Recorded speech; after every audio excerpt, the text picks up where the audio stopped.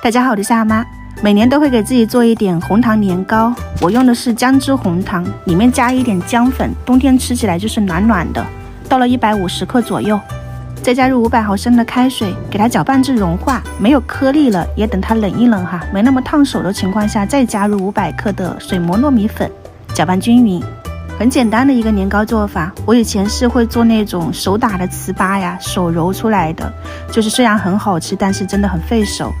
做你就只需要搅一搅，搅到没有颗粒了，然后你就倒一点食用油，搅拌均匀，模具都不需要，就家里面盛菜的这种深一点的碗，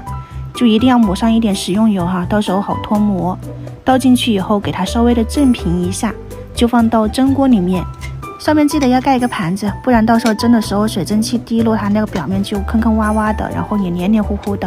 我就是开水上锅蒸了1个小时，出锅撒上一点黑白芝麻蒸香。捞出来红糖年糕也就做好了，是不是超简单？其实也就是糯米糕哈，出锅了以后你不要着急的去给它脱模，脱不下来的，会比较粘手。表面抹上一点熟油，盖上保鲜膜，等到它完全冷却，或者是你第2天再去脱模都是可以的，它也不会变硬，也是这种软软的。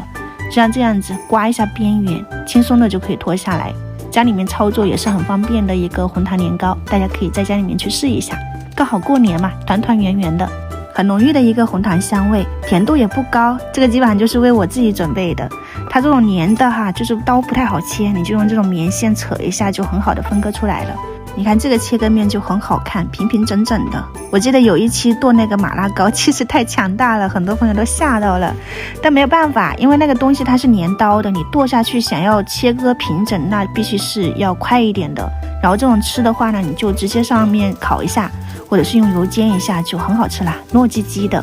而且它里面带一点姜粉，吃起来就是甜辣甜辣的，你们可以去试一下。下次再见。